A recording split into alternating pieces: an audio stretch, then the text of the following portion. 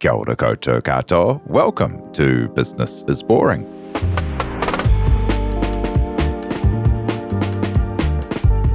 This season, we're talking to some of the people who exemplify the best in business.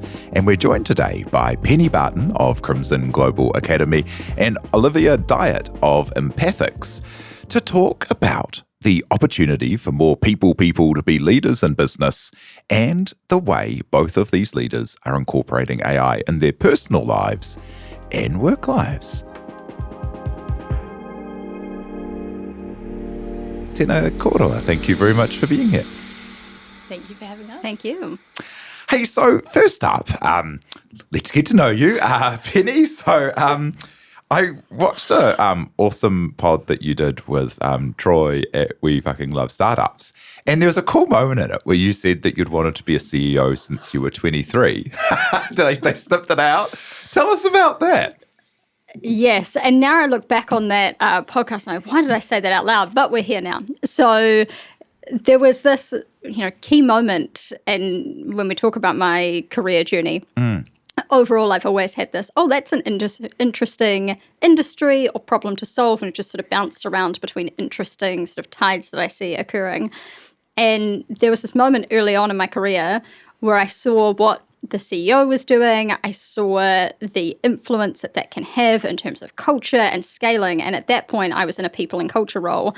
And so much is determined by the CEO and the tone that they set. And it really trickles down. And that's your kind of key point of actually changing organizations. And with the impact that I wanted to have was changing organizations and having a long-lasting, culture that supports people. And so I went, great, I want that job. Yeah. That's where I can have that ability to influence and grow and have an amazing culture, is to be in that role. And that was the time where I said that to the CEO, and they said, you're never going to be the CEO. And so since then, I set out on this path of, I'm going to get back there. Yeah, I mean, so cool. What a dick move to say you're never going to be there. I mean, Yes. What does anyone know about the path of someone's life in the future when you're talking to someone that early in their career, right? Yes. Probably, I actually think it was probably, I would like to think that he knew, reverse psychology, that would spur me on to do it. And that's the intention I'm choosing to take from that conversation. Unsure if it was, but. Yeah, out of it. Because like that role of CEO where you now are with Crimson Global Academy, which is like the online school. Tell us about that. About the online school? Yeah. So Crimson Global Academy, we're actually coming up to our 5-year anniversary, which is very exciting. So we started, it was early 2019 that we went, okay, we're going to have this online school. We saw this gap for where students were going in life was largely dictated by their geography and where they started and what education they had access to. So what if we could just scrap that correlation and go, it doesn't matter where in the world you are, you can have access to the best education. So that was early 2019. We did all of this work to set up and then initially launched in March 2020, which was just the moment to launch an online school if you were going to, but it was already sort of pre-designed for being online, which really set us apart. And so we started back in 2020.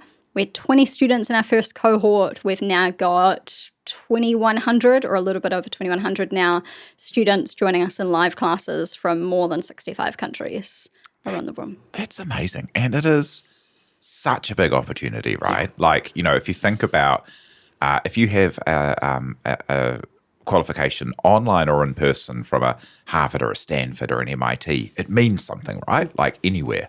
But there isn't that thing for school, just normal school. Yet you could do all of the same things and create opportunity from people, for people everywhere. Absolutely. It doesn't matter if you're in Invercargill or Kaitaia, you can have access to these incredible teachers no matter where you were, and starting to build this global community, because you think now about business, it is borderless, essentially. Like, you are building connections with people all around the world, and we're just helping high school students do that much earlier on, and they're building these great connections and community and really, getting access to great teachers, but this global community, which is, they're probably having classes with who's going to be their next co-founder, and we just give them that access really early on, which has been fantastic. Might bring Olivia in here now. Like, you started also in the world of people and recruitment. Tell us about your path through, the warehouse and then into your own, running your own business line as a recruitment and people person. Yeah, it's super interesting. So unlike Penny, I think I didn't always have aspiration to be CEO in the job, but I definitely did have always that building mentality. And so my first job I got in Adidas, and I was really excited about like distribution and making things and brand. It was super, super cool. And from a people perspective, I think the thing that people have is that access to executives from day one, which I loved. And so always I was like, well, how much can I learn of an organization? And when I started at the warehouse, I forget what year that was. I actually entered in Noel Leeming, which was really, really cool. They'd recently been acquired by the group. And then quite quickly moved into a group role, which was also really cool. I think they had something like 15 entities at that time.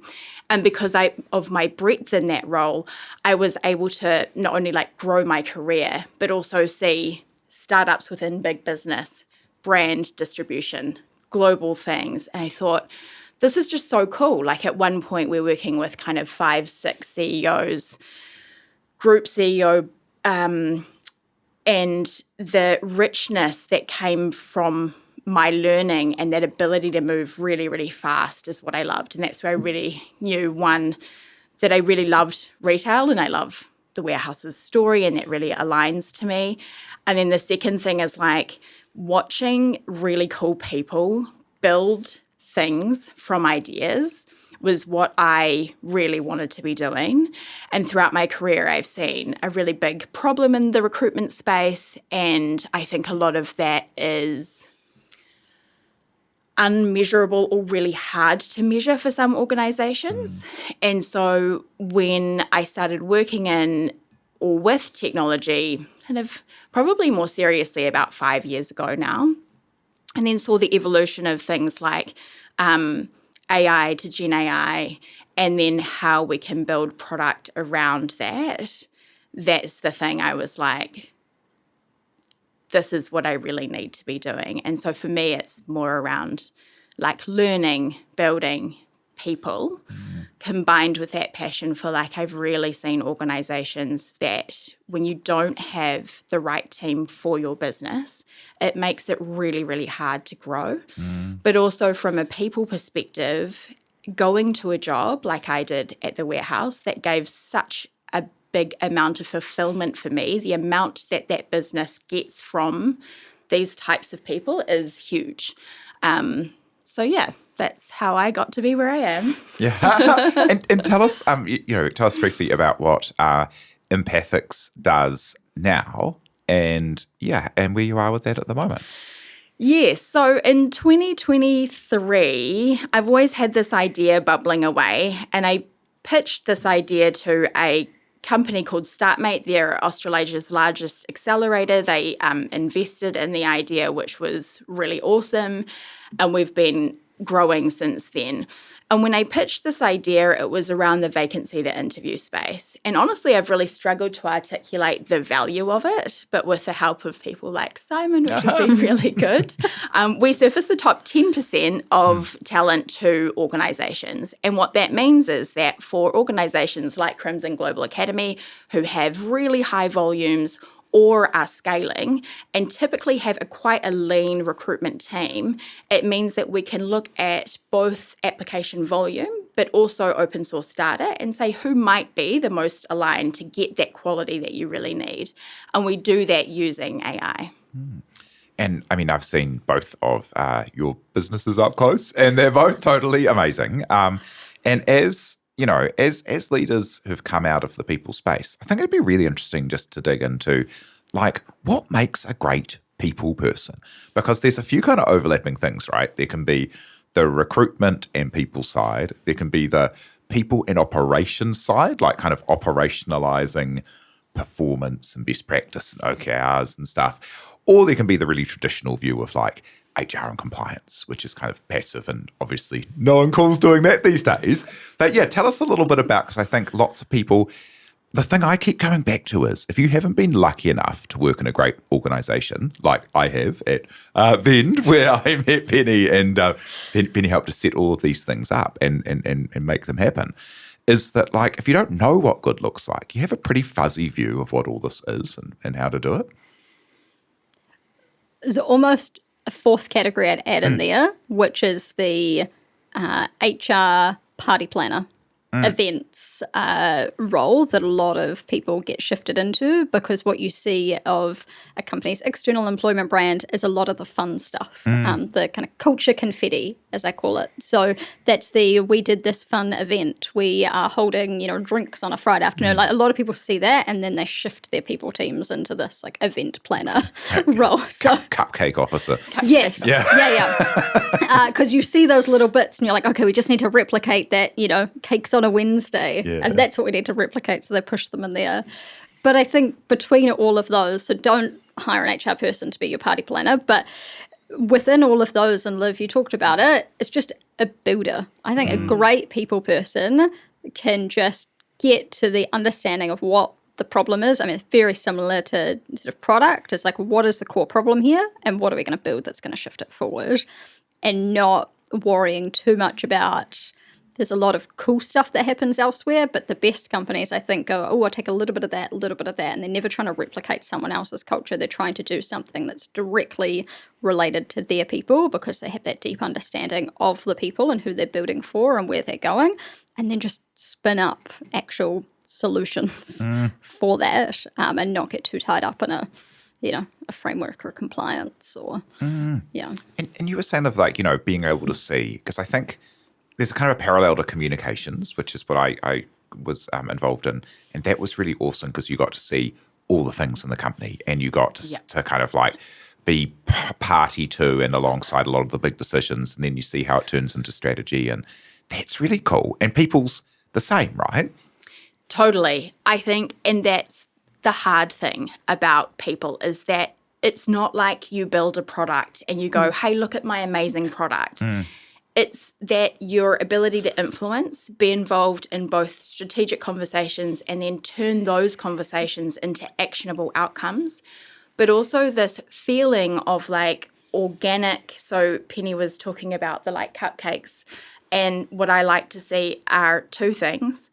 One, people who really understand the customer of the business. And honestly, that's what I wish I had done more of. But I think of all of the great HR people that I have been lucky enough to work with, and that is what they were talking about or doing. Don't know if I understood that enough early on. And the second thing is that the confetti and the cupcakes from that, built with that strategy pillar around, I think, really being a people-first organisation, will naturally happen because people love it. Yeah. So they will bring the cupcakes, and they'll want to create that because they like each other.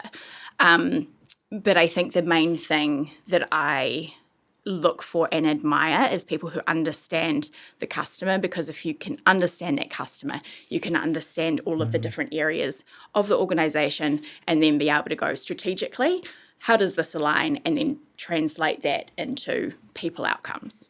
So many of the things that you two are talking about are the things that make a great CEO, right? Like, it's like understand the customer, set the vision, and then help to operationalize the vision, let everyone know what good performance looks like and how close or far away they are from it, and manage to outcomes, like with a good culture that is about celebrating and looking after each other, which is kind of what sits in people, but also is like the key things of a CEO. Right? 100%. I remember my first week stepping into the CEO role and having just that crippling moment of, oh gosh, what am I going to have thrown at me in this first week? And it was just delightful that my first week was just all people related. It was vision, strategy, do we have the right people in the right roles? And you could just see this from having these conversations with people. You go, this is all people. Sure, there is finance and operational pieces within that, but actually at the root cause is that this team isn't communicating to this team, and this system isn't supporting that, and then this customer is experiencing it. And so everything that you cover in the people space is so relevant. Where, I see there's this huge opportunity, this in-between step, which I'm seeing more people take, which is fantastic, is that into the chief of staff type role before stepping into CEO type role. And I think that's nice just from a just more broad expertise. I've always got to this awkward point in my roles where it's like, why is the head of people in this marketing conversation, or why are they in a sales meeting, or why are they rolling out sales collateral or what have you? And it's always kind of got to that awkward point if you're just so involved that you're suddenly in all of these other streams. And so stepping into more of this chief of staff where you have that remit to jump in and execute within the teams has been really good. And I think that's a nice stepping point in to that CEO role, is just take what you've learned, but then start applying it a little bit differently in different practices. Yeah. I mean, should we see more CPO/COO type roles where, I mean, if you think about a Sheryl Sandberg COO, that was like a CPO, COO kind of combo, right? Or is the CPO role the new COO or chief of staff role? I think as well, like with AI. So when I was at university, for example, there was no, I'm kind of like showing my age. I don't actually feel that old, but there was no HR specific degree, and now there is. And I think in the past, like HR has been seen as this really administrative function, and only quite recently has been seen to be strategic. And I think AI is really interesting because at the same time where we're democratizing that knowledge, reducing those silos, and it has been never more important to understand people and how people like move within an organization and the customer. I'm really passionate about that space, like people moving to like either operational roles, or I've even been having conversations with people where they are incorporating the people into the operation role. And so I'm interested in whether or not that becomes CEO or COO/CPO. I think it's a really interesting space at the moment. I love it, and I'd love to see kind of like more of it. Like, it's such a common track for certain parts of the business to be where CEOs come from, and most often financial. Oh, if you're the CFO, you are second in line. You're ready to step up. Everyone knows that in an organization, you're either COO or CFO. And no shade to CFOs, but they're not famous generally, or generally promoted on their ability to understand people, set the strategy, stick to the strategy, and the like. But man, it would be so great. And also, that's an area in business. If we're looking at why are there so few women founders and women CEOs, that's an area in business which is absolutely full of amazing women. It's such an easy pipeline, you'd think, for changing that. Absolutely. I would love to see more stepping through. There is going to need to be a bit of an organizational shift, though, with how they perceive that function and what information and what conversations they're in. And even within that profession, whenever I chat with people, there seems to be this kind of undercurrent of where HR were not good at maths. I hear that in so many conversations, and just starting to kind of do away with that, because absolutely finance is part of people. Like where you're going to have the biggest return on your kind of overall investment is in your people. And so you need to understand that. So there's going to need to be a little bit of a shift of how people perceive that perception, even within the profession itself. Just doing away with some of that. Yes, you can be commercial. Yes, you can like maths. Yes, you can be into technology. Like there's nothing stopping you doing that. And people are the biggest spending line in most businesses. Yeah. Like if you're looking after the biggest spending line, the biggest area for opportunity and risk, like it's just reframing people's own view of themselves, right? Well, it's really interesting. Like I studied psychology. Did you do the same? Yeah. And it's interesting because a psychology degree is mostly statistics. Yes. But then as soon as we enter into the workforce and we go, okay, we're people, where were the statistics? Like, and I mean, for me and probably Penny as well, I've always been really interested in numbers. And I think that the stereotype for females and HR people is like a double whammy a little bit, but it doesn't need to be. And I think having that confidence to say, actually, I really like stats, or I really like numbers, and I can be good with people as well. Let's get in a spreadsheet. Yeah, absolutely. Awesome. Well, yeah, let's come back next part and chat about how both of you are using AI in life and business to like build faster and better and be better in day-to-day work.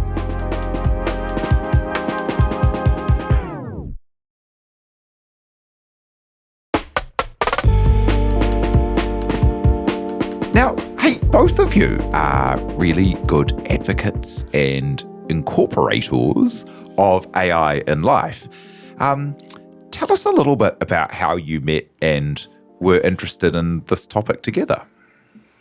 I think I could start because I, early on with Empathix, and this is part of me learning about the problem space as well, launched a podcast, which I was saying before is actually like the world's first AI podcast. I don't feel like it gets enough celebration for that. It's called the AI Wave.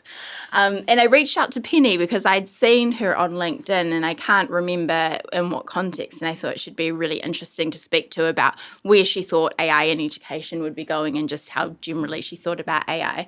And so reached out there, we did the podcast together and then had a few conversations, realized that we're really similar both in like, you know, our values and the stuff we love. And then kind of, formed a friendship from there, which is really, really cool. We had a scary amount in common, I would say. Yeah. But had never crossed paths previously, even though we're in, HR and technology, but had never crossed paths. And I remember it was very early days in that kind of AI space, and Liv and I would send messages, which is like, what are you using it for? And we have sons that are a similar age. And I remember it was like the like phonics and Minecraft books and, those type of use cases. So there was the work side, but also how we were using it day to day. There were very few other people that were incorporating that. And so we'd be like, hey, what are you doing with this? Or what are you doing? And sending each other. I think, have a Minecraft Learn to Read book that you did on AI. I did a little tutor. You did a tutor. It was just, sort of grown from there, this like, education, but people. Yeah. That's so cool. I found that ChatGPT helps me be a better parent, which isn't hard. I mean, there's all kinds of development to be done there. But with my daughter, like her science homework now is a bit complicated for me to help with. But jump on ChatGPT and it helps. 100%. And then recommending books for kids out of an age group that you're used to is super cool. And then in terms of like, how you bring that to bear in life and work. So tell us about how you think about that. So starting like the first AI podcast is so cool. What was the kind of way that you came to the opportunities and the world of AI? Oh, so I had been working in Web3 and blockchain for a while. So I scaled a global community there, predominantly based out of the US. And I loved that, learned about like all of the technology and built with it there as well. And then I saw generative AI being spoken about, and I remember the first time I saw it, someone had created a book with it, and I was like, that's just going to change a lot of things, and super interesting, both from like a how it worked perspective, and then also what it could do to solve my pain points, and then how I can obviously bring that into the kind of work context and for people context. And then I think personally, I started using it basically to solve any pain point. So I remember one of my first use cases was, I don't like how much food costs. And I also don't really know how much it costs to produce this food. So why don't I start baking bread, work out how much a loaf costs, including what I'm spending on electricity, which in the past absolutely would not have done.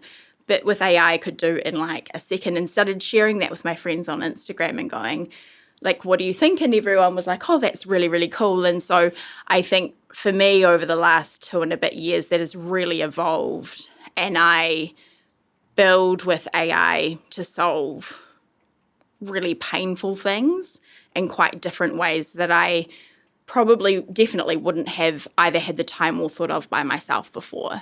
And like, maybe we start with like how you use it in day-to-day life, because I think that's really interesting and something that everyone can adopt. And then also how you're then maybe we'll jump into business and how it's changing the entire way that you're thinking about building companies, which is really cool. But yeah, how do both of you use AI in a day-to-day way? What do I not Which I mean, use and it for? this question is going to sound so anachronistic one day. Hey, it'll be like, so how do you use computers in your day-to-day life? Do you use the mobile telephone in a daily way? Tell the listeners, please. Like it's going to sound insane, but we are still at this moment where there is so much. Like I'll share stuff on LinkedIn that I'm like, this is some pretty basic shit, and people are like, whoa, that was so helpful. So everyone's at different stages, right? Like it's very, very hard to kind of know exactly where to pitch it. But like if everyone just needs kind of like a welcoming hand in, right? I mean, there is literally everything, I feel like, in the day-to-day. If it is opening up your fridge, taking a picture of it, and just being like, what can I make from this, through to, planning out everything to do with your kind of personal admin and life admin with kids, education, spin up a book, get book recommendations, try and figure out what song they're talking about that I can't quite figure out, and put in some lyrics for it. There is, I was at a restaurant recently and it was all just in, I think it was in Italian, just like take a picture and then also ask it based off all of the reviews, what are the top kind of 3 things to order based off these dietary requirements. I mean, anything that just takes like thinking capacity, I'm like, how could I use AI for this? And it may not stick, but that's like literally everything in life I'm trying to figure out how I can like give it a go and test.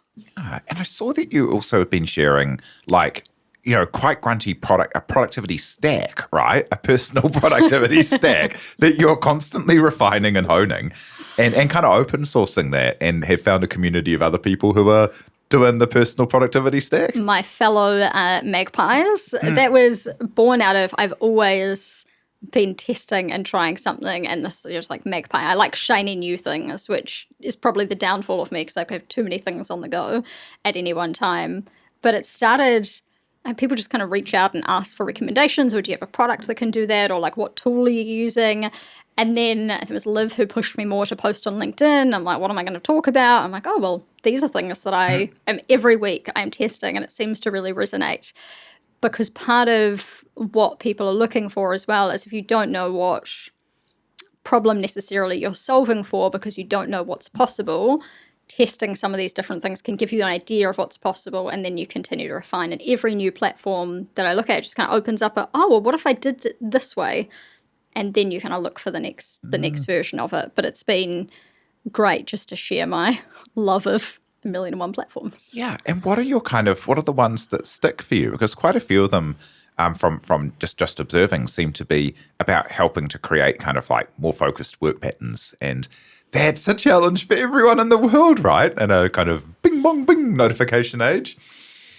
So a lot of where I'm thinking about AI, even within, and we'll talk about the business side, is just starting more on that efficiency side, is how can it replace manual workflows? And so a lot of where I focus is just trying to think about how could I get more outcomes or output from the day without necessarily having more time. And that's where I spend a lot of the kind of personal productivity stack looking at. So a lot of them right now are, I'm trying to think of which ones are the ones off the top of my head, but I use a voice dictation. We both use that, Whisper, which is great in terms of sometimes I feel like my typing speed doesn't keep up with my thoughts. So being able to voice instead, Granola just for capturing outputs from meetings, being able to turn that then into, I've got a different to-do list app that then blocks out time automatically in my calendar, and just trying to take off all of that extra, weight of things that you need to think about and being able to juggle more time. That's where I've really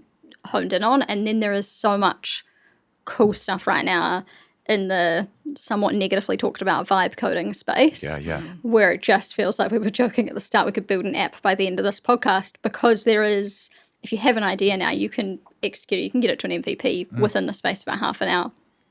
So a lot of the different platforms have been that, just to see how far it can build in terms of a front end and back end app. Which is amazing. Is that like the kind of lovable kind of world of things? Lovable, Data Button, V0, Cursor, Vercel. There is a lot in that space. And that's, I think, ties in nicely with what I'm trying to reinforce in the Magpie space, you don't need to become stuck to something. There is going to be new versions of things coming out every other day.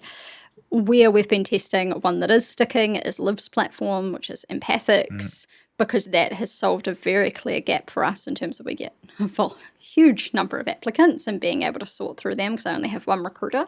So that one has stuck and we're looking to roll that one out further. And then otherwise it's on the productivity space. Awesome. And how about you, Olivia? So in terms of where I use AI? And in work, So literally everywhere. And mine is definitely around the productivity space, but also, and I'm sure Penny's is as well, but like, how do I think about this differently? Like really push me to think in a different way. And I think for me as a founder as well with, a different idea being I need to be able to communicate that to people who aren't in my brain. And so vibe coding or like being able to draw a prototype using Claude or a GPT has been amazing for me because I can get those ideas across really, really quickly and get feedback on them really, really fast as well. The vibe coding space is super interesting. I think that's why obviously we'll see the rise of like cybersecurity engineers because all of these apps will have like massive vulnerabilities and people are really excited about that right now. I saw this post that said like, keep building using vibe coding. Love from the cybersecurity industry. So good. So for me, where the biggest use cases have been are around education for my kids. So spotting the areas that they need help and going, how do I make this fun? How do I like help them to learn about something and I learn about something too? Because my kids have really niche, obscure like interests that I don't know about. And so the voice part of, for example, GPT is really awesome. So we have almost like a three-way conversation where my translating and then we like build questions off of that and use materials as well, but it also helps me elevate my thinking in that space. Another area is travel. So probably like the most popular use case that I've had is putting a flight map or the seat map into GPT and then asking it to figure out which seat is less likely to be booked. So I get a row free. And 100% of my travel since then has been fine because I also map that against travel patterns. So when people are less likely to be on the plane. And so I effectively can fly like in a premium economy or business class environment and pay the economy ticket. And I love that. I don't know how long that will last for, but I think that's been well, now good. Everyone that listens to this is going to do the same. They're going to be definitely taking notes. Yeah, that's true. And that kind of thing of, vibe coding, it's kind of people are giving it an unfair standard to pass because if you're able to get an MVP and then get a prototype up and it's good for your thinking to have a workable prototype and being open to change and iterating fast is good software thinking and good thinking. And that's what it unlocks. And so you're getting to what should we build properly with a greater degree of confidence rather than building the thing properly. It's like nonsense.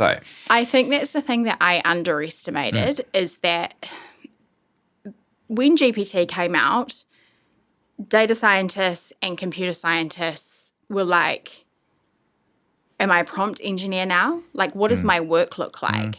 And similarly now for engineering with vibe coding, I think that's what we're seeing around, well, if you can spin up an app in half an hour, that would have taken me like a year to do before. What does that mean for me in my job? And that's where we see, I think, stronger teams of or communities of cybersecurity engineers or, front-end, back-end engineers going, what's it going to mean for my job? And I think this is really interesting because I think that what I've learned definitely is that there's a real skill to engineering, and it's exactly like you say. We can spin up concepts, and it really helps non-technical people like us to go, hey, this is what I'm thinking about. Spin up an MVP, not intended for use, but intended to like replicate. So it doesn't have the vulnerabilities and it has like really good architecture and the back end's really strong. And I think that there's definitely scope for that. And in the future, I'm thinking we'll all have some sort of like AI companion, probably multiple of us, and our job is to be the strategic thinkers around where that AI is deployed and how it works within an organization. It's hard to see that amount of fear, I think. And then some organizations making some pretty drastic decisions off of quite early technology. Yeah. And like, I mean, everything's always changing and the world's always ending and there's always heaps of opportunity, and I think this, you think about, I think we're about to have this unbelievable period of creativity because, you think about SoundCloud music versus when you used to have to get into a recording agency to get recorded and how that just unlocked so much bedroom music ability and just a flowering of creativity. And we're about to see that across visual arts, film, like so many areas, and coding, games, creativity. And I think we're going to get much like you see in music, lo-fi-ish versions that then get picked up by the people who are good at mainstreaming it and make it mainstream. And absolutely, like I think it's a lot of people who are like, well, this is the end of creatives. This is the end of this. This is the end of that. You're like, you can finally take that really obscure idea or concept you had out of your head, bring it to life in something that is palatable. Other people can see what you're trying to portray and then build on it. I think it's going to be incredible stuff that gets created. So all for vibe coding is good. I think vibe coding is good. And you said non-technical people like us. At what point do we call ourselves technical? So this is real interesting because people always call me a non-technical person, but I'm actually like, oh no, I am a technical person now, and I should start referring, because as soon as I said that, I thought I had that same thought. And tell us about the way that you are using, AI both to build, but also as the thing that is the differentiator of value delivery for your product. Yes, interesting. Good question. So and I think this is a hard thing about Empathix and most businesses is that we focus on the outcome, top 10% of talent, getting you really, really good people. But what we do in the background of that is if we think about recruitment and the way that people think, there's a whole lot of decision-making processes that people have to make when they're either looking at a CV or looking at a profile. And so what we do is say, collaborate with the person who's recruiting, so whether that's a hiring manager or recruiter, to say, what are the types of people that you are interested in seeing? What does your organization think about the way that you're recruiting? And then how do we surface up those people in the most effective way? And there's a whole lot of technical things behind that, but effectively we use a layered approach. So we do use AI, obviously, but we also use some like semantic processing, some keywords, some NLP as well. All the things people used to call AI. Yeah, all the things people used to call AI. And it's so interesting because a lot of people would say about like Empathix, well, you can't process 1,000 CVs in 2.5 minutes. You're using like people to do that. And then when we show them, I'm like, when I first saw it, I was like, oh my gosh, this is amazing. This is the biggest time suck, but also it's not actually fair to candidates. Because if you have one person going through 1,000 CVs, like I've done, you've probably done, Penny's probably done, by that, like, I want to say even 200th, you're like tired.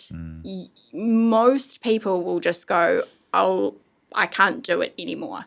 And now we have technology that actually can genuinely look and read through all of those people to make sure that no one is missed. And I think that's the biggest shift. And so if we think about our technology in the CV sifting side and think about that from a broader perspective, we are just deploying that technology, matching technology effectively, across all data. Of course, I had someone comment on LinkedIn the other day about, I should be able to submit a 20-page CV. Absolutely. And a video and like anything else that you want that shows you as uniquely you. And our technology will be able to pick that up. And that hasn't happened before, which is super exciting.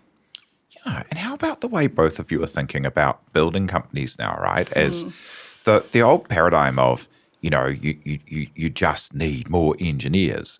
It's not as true, but it's not true, right? It's not like there's no engineers and no product people in the future.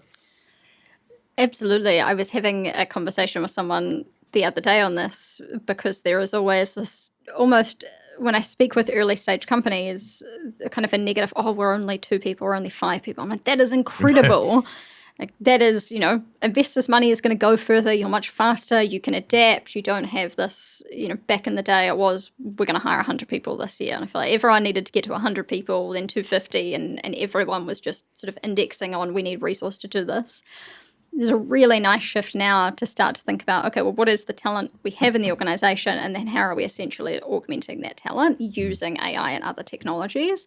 And I expect that's going to start to shift. Yes, you will need an engineer, but what does that engineer do is starting to change. And we need an engineer who's more adaptable, who understands the customer. You can't just be that more back-end engineer without understanding the customers. Now you need to be able to sort of do that full stack. You need to understand the customers, be part of these conversations, because the lens that you bring to it now is different.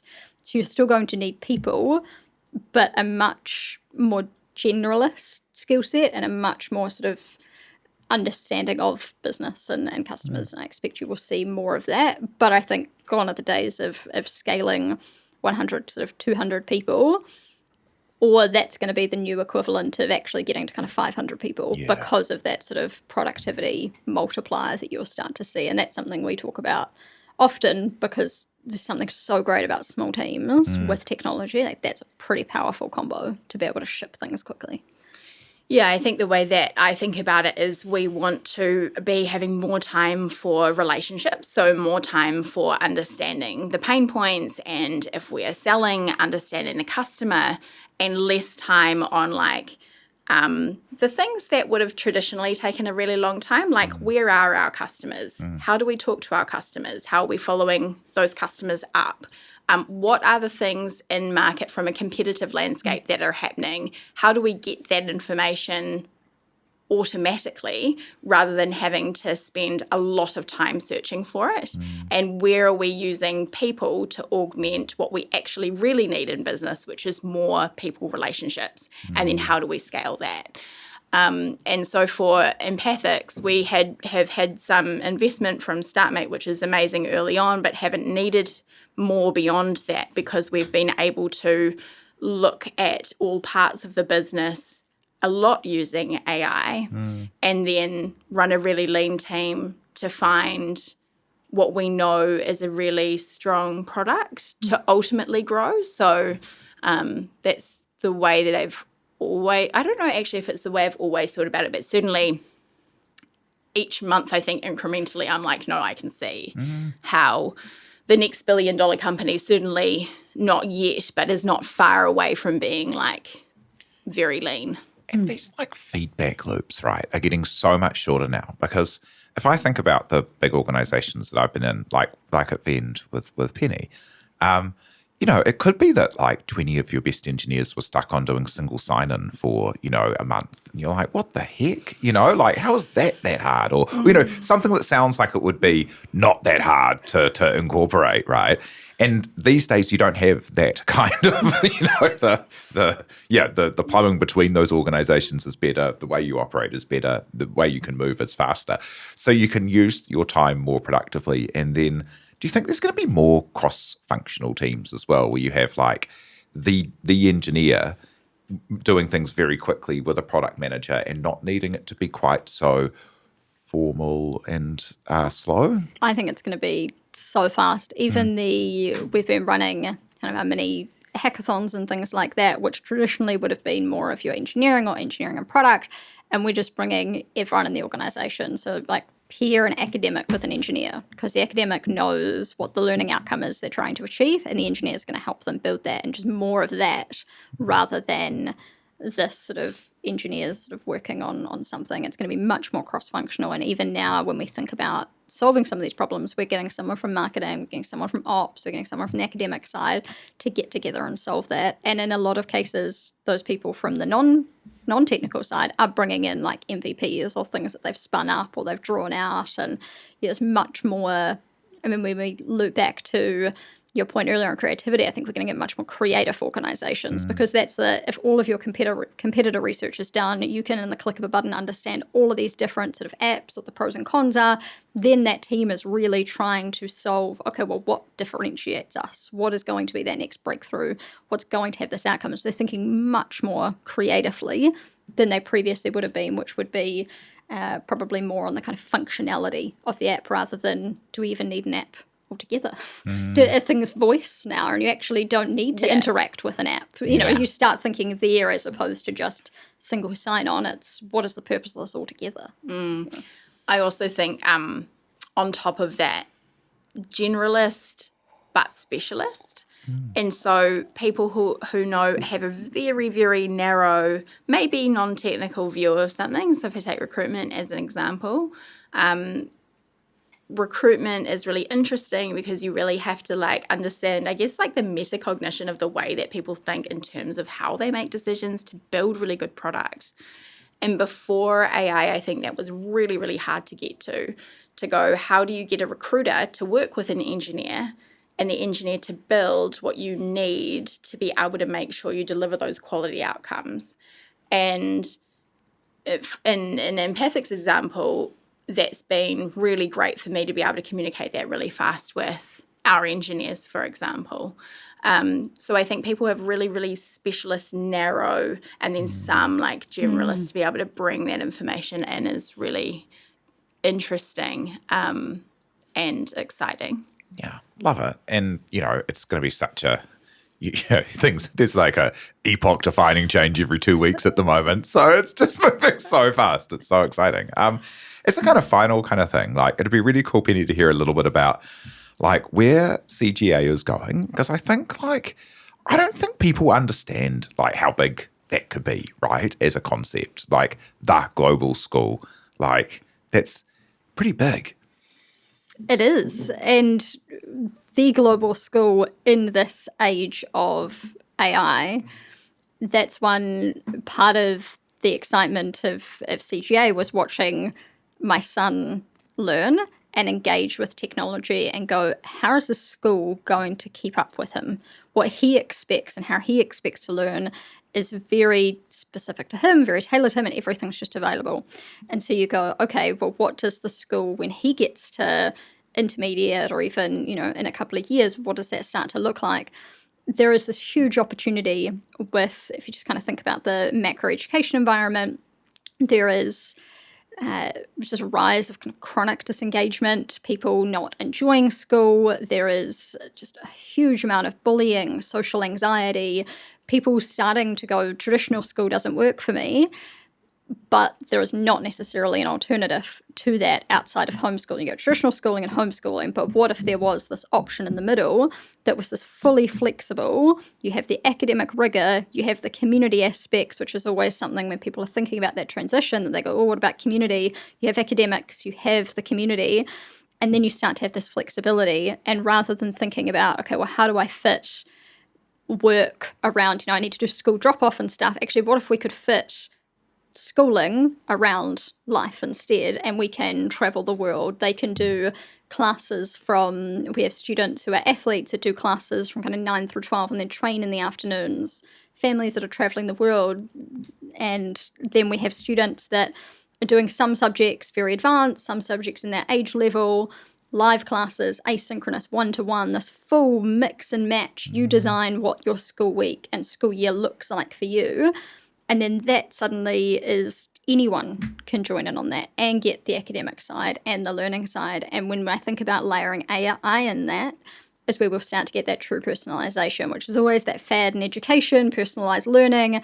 That means different things to different people, but you were relying on one teacher to be able to do that for 15 to 30 kids, and that's never going to happen. We already put so much onto a teacher, and then we expect them to do personalized learning, but you could use AI to essentially be there 24/7 to support those students in a way that works best for them. And then the focus in the classes is debate, it's discussion, it's building on ideas, it's not learning content, because they can learn content in a way that works for them outside of the class and then get in and debate and discuss, and it's the community side. So we are really still, like all us, early days. expect that we're going to keep growing, but the way in which we're bringing technology in to just make it really accessible and scale around the world. And like scalable excellence is a really beautiful thing. You know, like talent is evenly distributed, but opportunity isn't, and things like this. So, you know, so wonderful to be able to bring that in. It's so cool to chat to you too, and thank you so much for sharing about, like, you know, these early days. And I hope these questions don't seem too anachronistic if anyone listens back in the future. But it's a super exciting time to be sharing it. And so thank you very much for joining us today. That's Pene Barton and Olivia Dyet. Kia ora. Thank you. Thanks.